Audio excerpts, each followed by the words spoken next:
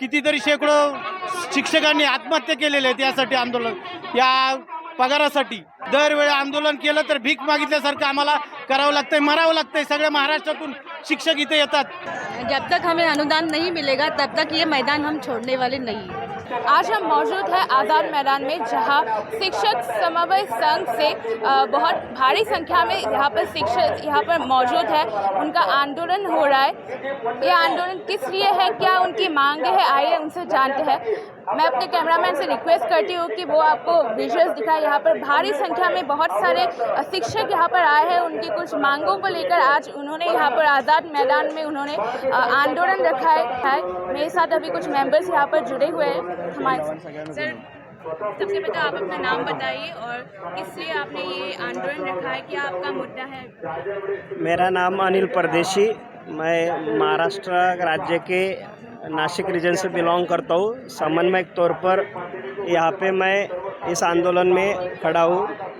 आप समझ सकते हैं कि जिस तरह पूरे देश में और ज़्यादा से ज़्यादा महाराष्ट्र में जो बारिश का माहौल है, ऐसा डरावना माहौल होते भी अपने जान पर खेलकर हज़ारों शिक्षक जो महाराष्ट्र के अलग अलग रीजन से आते हैं, जैसे कि उत्तर महाराष्ट्र, मराठवाड़ा, पश्चिम महाराष्ट्र, विदर्भ, कोकण, सारी जगह से ये टीचर्स अपने जान जोखिम में डाल के हुए आए।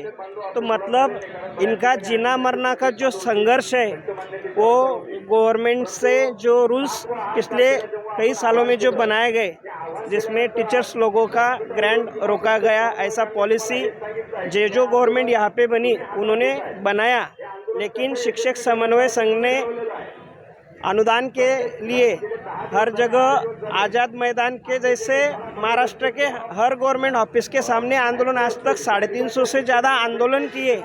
तभी गवर्नमेंट ने हमसे लास्ट ईयर में भी 9 जुलाई के टाइम को प्रॉमिस किया था कि इन टीचर लोगों को आज़ाद मैदान में आने का ज़रूरत नहीं गिरेगा और इनका सैलरी समय पर होगा। लेकिन ग्राउंड लेवल की रियलिटी ऐसी है, ना तो ये टीचर लोगों की कभी सैलरी टाइम पे होती है और ना इन्हें पूरा सैलरी मिलता है। कभी किसी को 20 का टप्पा देना, बाद में फिर अगले टप्पे के लिए आंदोलन करना, यहाँ पे आना। बारिश में तो मुंबई में रहने का भी बहुत सारा दिक्कत है, लेकिन हमारे महिला भगिनी टीचर्स सारे यहाँ रहने की कोई व्यवस्था ना होते हुए भी मुंबई में आंदोलन कर रहे हैं। अब राज्य के जो संकट मोचक की वजह से जिन्हें पहचाना जाता है, ऐसे गिरीश जी महाजन साहब, ये कल हमारे आंदोलन को यहाँ पे उन्होंने बातचीत की और उन्होंने किया कि गवर्नमेंट का प्रतिनिधि के तौर पर उन्होंने बातचीत करते हुए बोला कि हम आपको प्रॉमिस करते हैं कि आपको दोबारा आंदोलन करने की ज़रूरत नहीं गिरने देंगे। 1-2 दिन में आपकी मुलाकात सीएम साहब से करके जो भी मसला और जितनों से जितने मांगे आपकी पूरी की जा सकती है उतना पूरा करने की हम कोशिश करेंगे।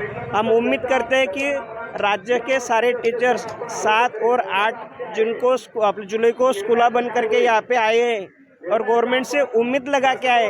हम यहाँ पे गवर्नमेंट से संघर्ष करने नहीं आए, हम हमारा हक का न्याय मांगने के लिए गवर्नमेंट की तरफ आए। आपने इस मुद्दे को लेकर आपने किसी से संपर्क किया है? यस, गिरीश जी महाजन साहब, इनसे हमारा कांटेक्ट चल रहा है, बातचीत चालू है।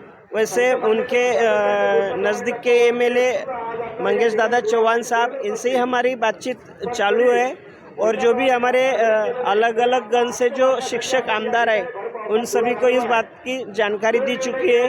कुछ सीएम साहब भी बोले की छातीला माती लावून आम्ही या सगळा टप्पा अनुदानाची प्रोसेस पूर्ण करणार आहे।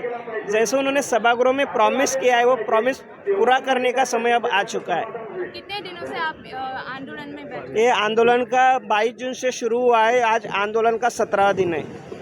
अगर सरकार ने आपकी मांगे पूरी नहीं की तो आगे जाके आपका क्या करना? अगर सरकार हमारे आंदोलन पर सही तरीके से सकारात्मक अगर कोई तोड़गा नहीं निकालती है तो हमें आंदोलन की तीव्रता बढ़ानी पड़ेगी। तो जैसा कि आपने देखा कि किस तरह से इन शिक्षकों ने अब यहाँ पर आंदोलन रखा है अपनी मांगे पूरा करने के लिए। अब देखना बाकी है कि सरकार इनके लिए कुछ ठोस कदम उठाते हैं कि नहीं। कैमरामैन सूर्य के साथ मैं निर्मारिक, युवा स्तंभ न्यूज़ नेटवर्क, मुंबई। निष्पक्ष बातम्या, नवा दृष्टिकोन, युवा स्तंभ न्यूज नेटवर्क।